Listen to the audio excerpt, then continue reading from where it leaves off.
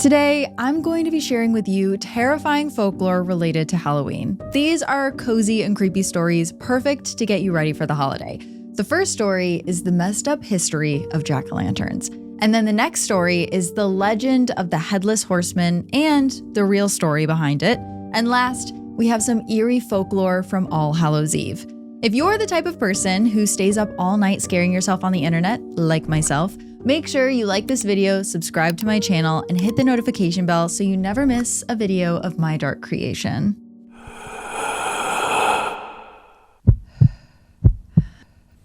It's when your heart starts pounding. Of all the Halloween traditions, jack-o'-lanterns might be the most synonymous with the holiday.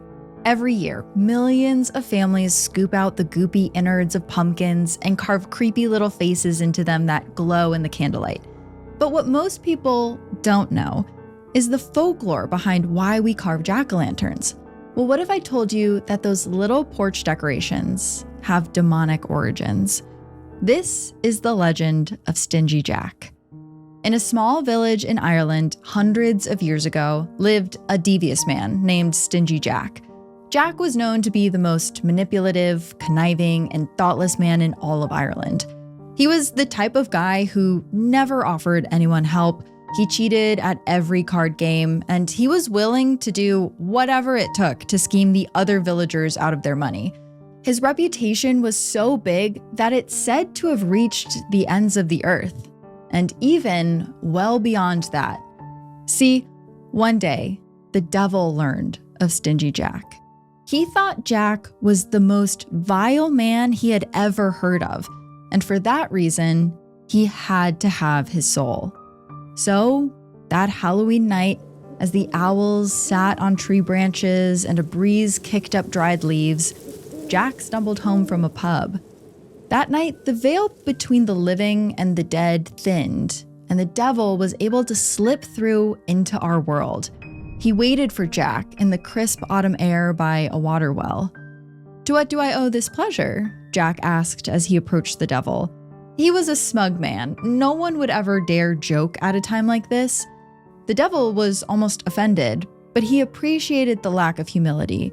It made him want Jack's soul even more, and he made his intentions known to the drunk man. Jack knew that this was the end of the line for him, so he asked the devil for one last wish. Could they go back to the pub and have one final drink together? Then Jack would follow the devil down to hell. The devil obliged, but at the end of the night, Jack said he didn't have any money to pay the tab. And being the manipulative man that he was, he got the devil to turn into a coin. And when he did, Jack grabbed him quickly and threw him in his pocket. See, Jack was not a God-fearing man, but in his pocket he carried a cross, and as the devil sat there next to it in his pocket, he couldn't change back into his devilish form.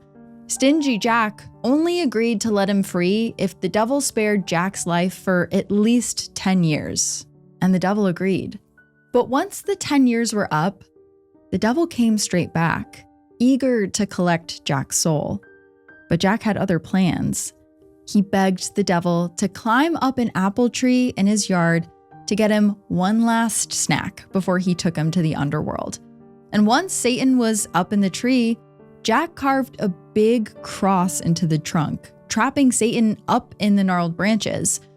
Only when Satan agreed to the terms of Jack's deal, which was to stop trying to drag Jack's soul to hell forever, did Jack remove the cross.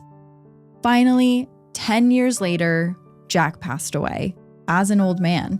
Not a single person in the village attended his funeral other than the priest who read him his rites. Remember, he was not very well liked. Jack awoke outside of the pearly gates of heaven, awaiting his judgment. But St. Peter, unsurprisingly, rejected him. And that only meant one thing. Jack's soul was finally the devil's. After years of being humiliated by Jack, the devil had finally won. And to celebrate, he came up with the most heartless punishment he could imagine. With a sick smile on his face, he handed Jack a hollowed-out turnip, and scratched into the outside was the face of the devil. He placed a candle inside and Jack was forced to spend eternity walking the black, empty depths of purgatory with just his devil's lantern. This earned him the name Jack of the Lantern, or Jack-o'-lantern. For centuries, faces have been carved into autumn vegetables in remembrance of Jack's story. Some cultures believed, even though these vegetables had the face of the devil, they could be used to keep the devil away. In old Celtic traditions, villagers carved frightened faces into crops like beets, turnips, and potatoes to ward off lost dead souls and fairies from the underworld to stop them from coming in or trying to take them to the other side. Imagine coming upon someone's garden only to see decaying and twisted faces carved into their entire harvest. It's a horrifying sight, but it's not the only piece of dark history of Halloween we're going to learn about today. More after a short break. This is Heart Starts Pounding. I'm your host, Kaylin Moore. If you're new here, welcome to our playground for the darkly curious. We have episodes every Wednesday night at 7 p.m. PST, and that's midnight on the dot if you're listening from the underworld. I spent a lot of time this month looking up creepy stories for you all, from houses haunted by ghosts to houses haunted by bad people to creepy basement stories and cursed cemeteries, all in the name of the Halloween season. But I wanted to take some time this episode and actually share some spooky stories about Halloween itself. The history of the holiday is long and it's rich.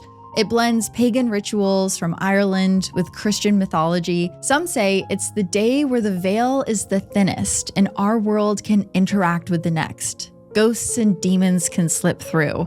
And that's exactly what we're going to explore today. But before we do, I just wanted to take a sec to say thank you to everyone listening to the ad-supported version of this show. Thanks to your support, we were able to donate the sponsorship dollars from the first few episodes this month towards hurricane relief for victims of Helene and Milton.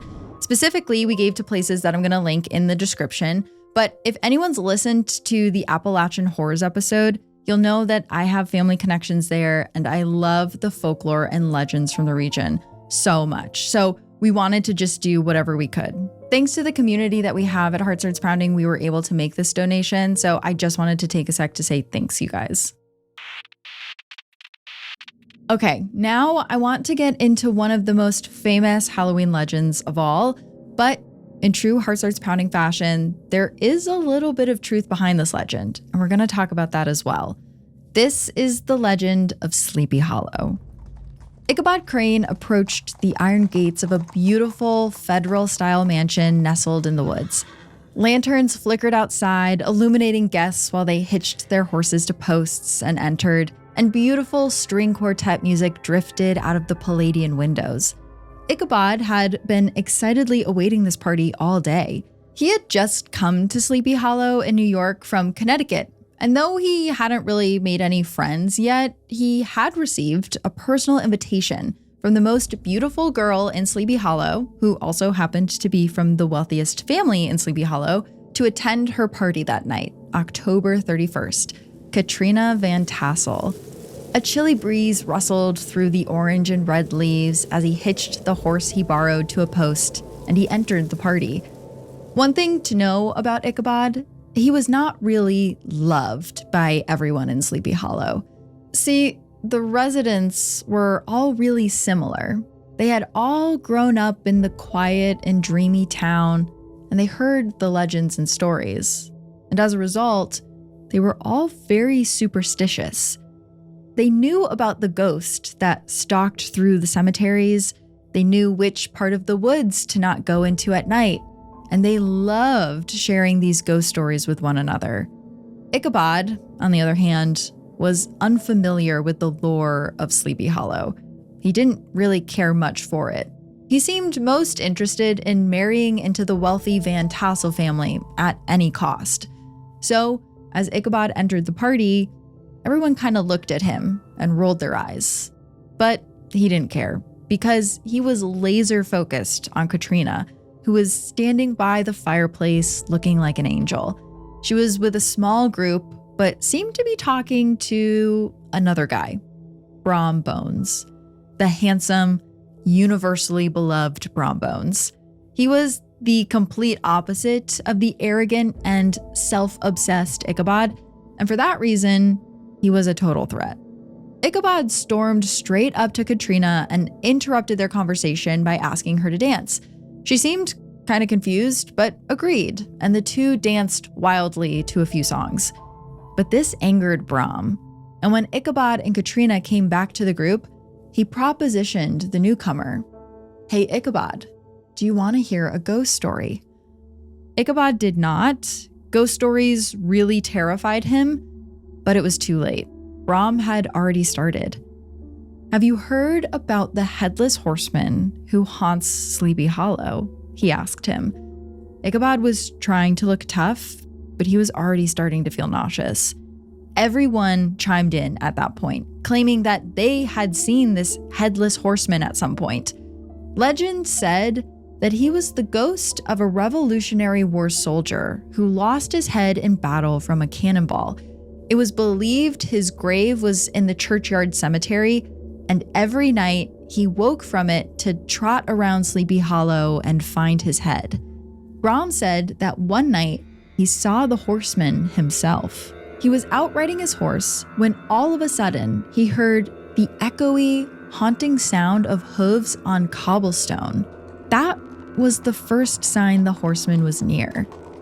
Then he saw a man in all black in the distance riding his horse.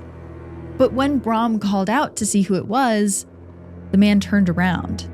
And that's when he realized the rider had no head, just an empty space above his neck. Brom grabbed his reins and galloped away, but the horseman followed, gaining ground fast. The horseman had almost overtaken Brom's horse when they got to the church bridge.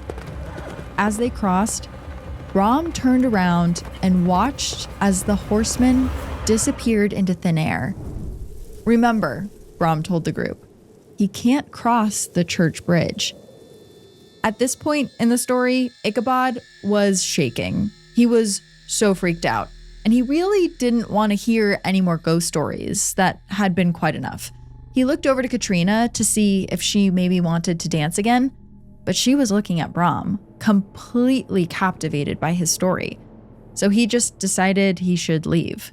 People were still arriving to the party when Ichabod bolted out of the front door back down the steps. The chill of the air had turned icy cold, and now it was so dark that the woods in front of him looked like an endless abyss.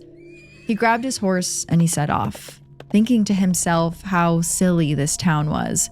He missed Connecticut. The people of Sleepy Hollow were too simple for his liking. They talked about such banal things at parties, like ghosts. Who talks about ghosts at a party when you could talk about much more interesting things, like money? Eventually, he got far enough away from the party where all he could hear was the sound of the breeze and the labored breathing of the old horse. But then, he heard something in the distance. It was so dark, far too dark to see, but someone else must have left the party, because behind him, he could hear hooves coming in his direction. "Hello?" he shouted, but there was no friendly call in return. So he kicked his horse, begging it to go a tad faster, but the old thing couldn't go very fast. In fact, it seemed like it was slowing down. Again, he heard the hooves in the distance behind him. This time, they were getting closer. Up ahead was the safety of a few homes with flickering lanterns out front, but to his left, coming up, he could just barely make out the iron gate of the old cemetery, the one where all the Revolutionary War soldiers were buried. He remembered the story Brom told him and got a chill. But Brom was just saying that to impress Katrina, he thought, and he trotted forward. But the mysterious rider behind him was getting closer. It's probably just Brom playing a prank on him, trying to scare him away. So Ichabod decided that he should face him. So he turned around, but no one was there. The sound of hooves in the distance had disappeared, and he was left looking out into the darkness, the cemetery on one side of him and the woods on the other. A thick fog started collecting near the cemetery, and that's when Ichabod could see that through the mist, there was the outline of the rider still approaching. He thought to himself how bad he was going to pummel Brom when he saw him, but he watched as the head of a black horse emerged out of the fog. Then, hands on reins. Then, the body of the rider wearing all black. And then, where the man's head should be, was just a pumpkin with the most depraved and twisted grin carved into it. Ichabod watched as the horse kicked up its front legs into the air, and the rider effortlessly held on with one hand, never taking its carved eyes off of him. This was the horseman Brom had warned him about. The locals were right. Ichabod kicked his heels into the sides of his horse, and this time it obliged, and it took off running. The cemetery whipped by him, the graves were bouncing up and down in his vision as his horse galloped, but he could have almost swore that he saw the earth was turned up near one of the graves, almost like someone had emerged from their casket. But there was no time to think about that because the rider behind him was getting closer. His neighbor's old horse that he had borrowed was no match for the ghost horse behind him, and he was being overtaken fast. That's when he had an idea, though.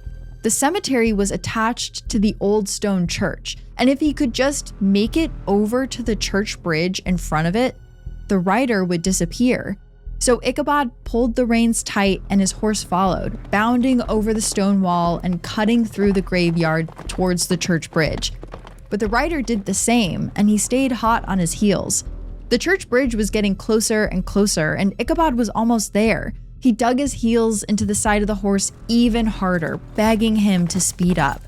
The headless horseman was now only a few feet behind him, but Ichabod might still make it. He was about to cross over the stone bridge. Safety was just on the other side, and as his horse took his first step onto the bridge, he turned around to face the headless horseman, to watch him evaporate like Brom said he would. But that's not what he saw. Instead, he saw a large orange object hurtling towards him, and the black horse behind him up on its hind legs again. The last thing Ichabod remembered was the pumpkin head of the rider making contact with his skull. The next morning, as party guests were leaving Katrina's home for their own, a few of them came upon the grisly sight at the church bridge. They saw Ichabod's hat lying on the stone bridge, and the pulpy, gory mess of a smashed pumpkin beside it. But there was no sign of Ichabod anywhere. No one ever knew what became of Ichabod. He was never seen again. The townspeople all whispered about what could have happened, but in all reality, none of them really missed him all that much. But one thing did stick out to them. They had never heard a version of the headless horseman tale that included a pumpkin. That was really strange. They didn't have much time to think about it though, because soon Brom and Katrina were married, and it was the biggest to-do in all of Sleepy Hollow.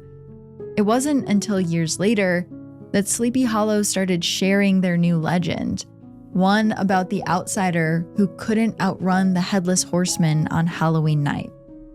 More after a short break.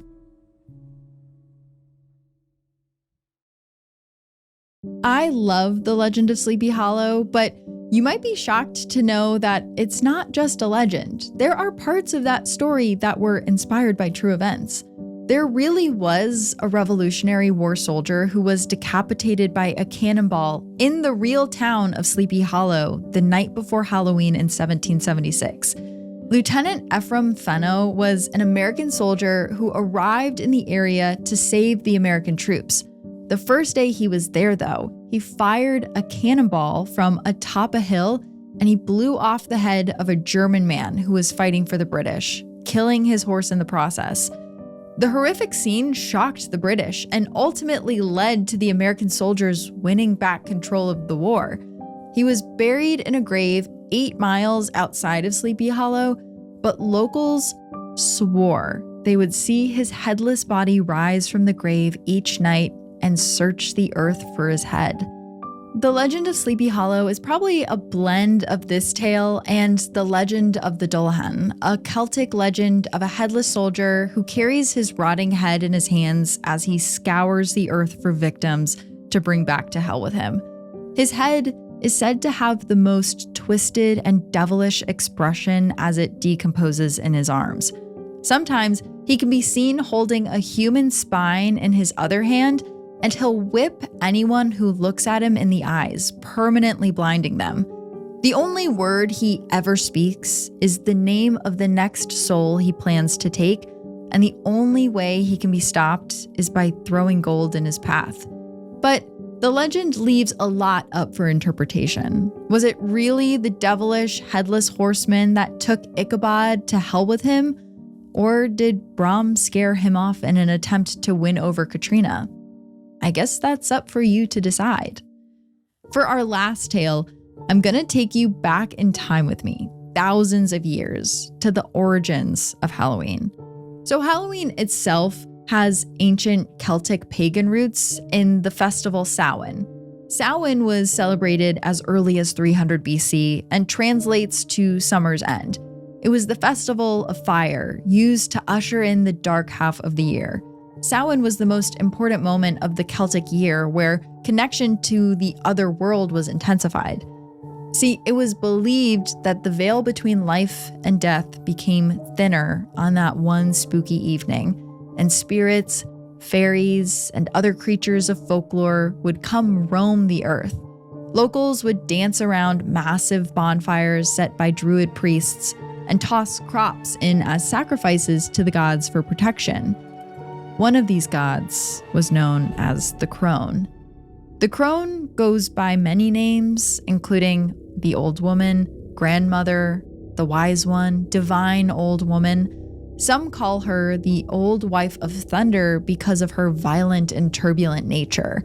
She was said to use her wand of power to strike the earth and create frost and death wherever it landed. The crone is a gatekeeper between life and death.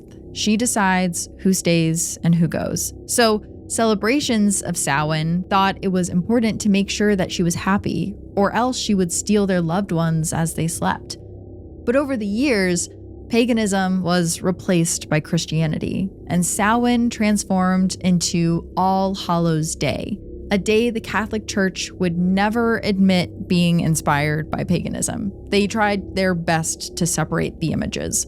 But it was inspired by paganism, and very much so, especially the night before All Hallows Day, All Hallows Eve, the October 31st celebration of those who were killed for their Christian faith. If you were to go to an All Hallows Eve, say 1,000 years ago, you would see a celebration very similar to Samhain. A large bonfire would be burning in the clearing of the woods, tended by priests instead of druids. People would be gathered around the fire, not dancing as wildly, remember these were Roman Catholics, but they too would be sharing stories about gods and demons, about people who stood in their faith in the name of God and witnessed miracles. And one of these stories was the tale of Olga of Kiev. Olga was a young woman living with her husband, Igor, and 3-year-old son in the far eastern European territory of Kiev, around 945 AD. Olga's husband was the leader of the region's army, called the Rus, and this worried Olga, because tensions had been rising in the area between the Rus and another army, the Drevlians.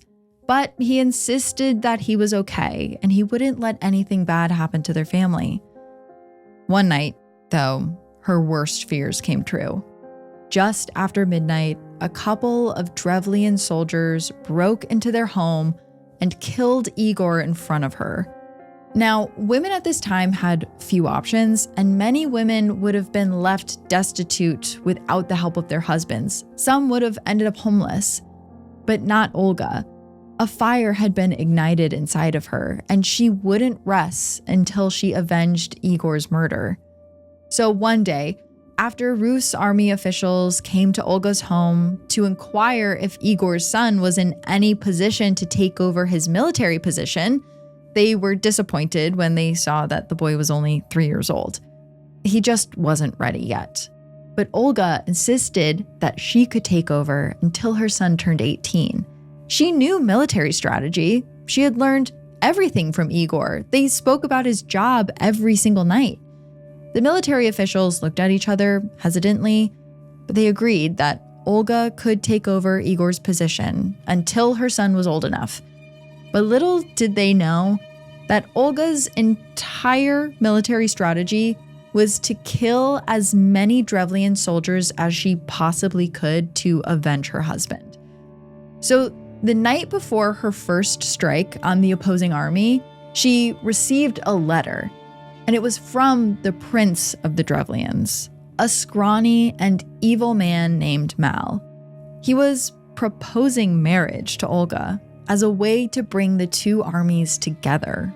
Olga was completely disgusted at this proposition. Her husband's body wasn't even buried yet, and here was Mal asking him to marry her for no reason other than to take control of her military. She could have written back and said no in big capital letters. She could have given him a piece of her mind, but she didn't. Olga was really smart, and she was very calculated. She knew that this was her chance. So she wrote back to Mal the following, quote, "Your proposal is pleasing to me. Indeed, my husband cannot rise again from the dead, but I desire to honor you tomorrow in the presence of my people." She specifically instructed Mal to send over members of his army to discuss the marriage. They should arrive in Kyiv in their boats and not get out. They should remain there, and she would come greet them with her soldiers. So that day, a bunch of Olga's soldiers greeted the prince's fleet at the docks and brought them through the city. She made sure that they were treated like royalty. People were gathering in the town square just to catch a glimpse of the visiting army. "Now we'll take you to the royal court, where you shall meet your future princess," one of Olga's soldiers remarked. The army men gave wicked smiles, like they were about to go claim what was rightfully theirs. It was disgusting.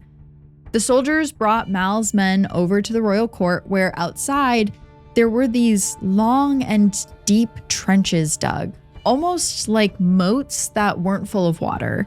One of the Drevlian generals turned to ask Olga's soldier what they were for, and as he did, the Rus soldiers pushed the visiting army into the trenches, and the walls were so smooth on the sides, there was nothing they could cling to crawl their way out.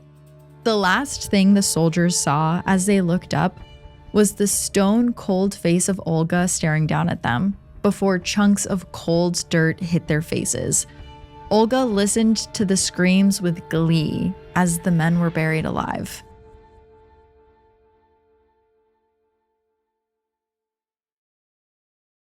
After Mal hadn't heard from his men in a while, he sent over another group of soldiers to Kyiv to inquire about the marriage.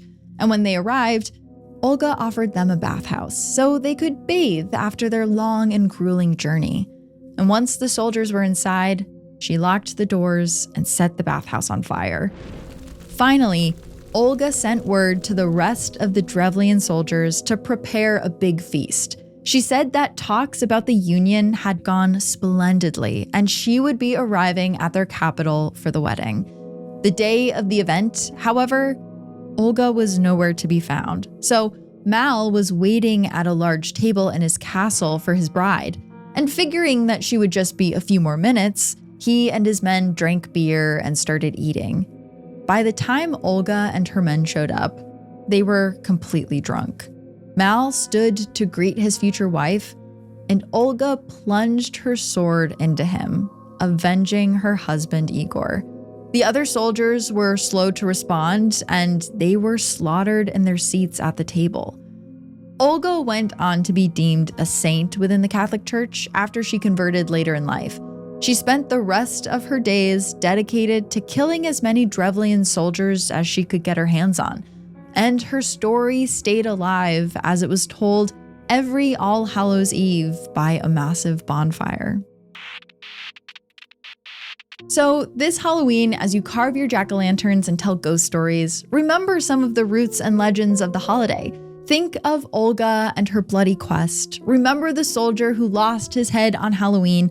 And think of Naughty Jack as you carve your pumpkins. And also, before we leave, I just wanted to mention two things. The first being, I was recently on Neil McRoberts' podcast, Talking Scared. He typically interviews a lot of really good horror authors like Stephen King. But he had me on for his holiday Halloween episode, and we had a great conversation with lots of scary movie and scary book recommendations. So be sure to check that out wherever you get your podcasts. And also, some of you did reach out after my Cursed Cemeteries episode saying that the way I clean graves might not be the perfect way to do it, which is actually great for everyone at the cemetery because I've only ever cleaned my ancestors' graves, so it's really just my great-grandfather that's gonna come haunt me. If you wanna go clean graves this Halloween, there are better, safer ways to do it than the Scrub Daddy version I suggested, all of which can be found online. So take care this holiday. I'll be spending this Halloween watching scary movies and trying to get my dog to wear the alligator costume I bought him, which I'm sure is going to be a losing battle. And I'll catch you next week as we start the rest of our fall programming here at Heart Starts Pounding, beginning with a look into the dark side of YouTube families. Heart Starts Pounding is written and produced by me, Kaylin Moore. Heart Starts Pounding is also produced by Matt Brown. Additional research by Marissa Dow. Sound design and mix by Peachtree Sound. Special thanks to Travis Dunlap, Grayson Jernigan, the team at WME, and Ben Jaffe. Have a heart-pounding story or a case request? Check out heartstartspounding.com. Until next time, stay curious. Ooh.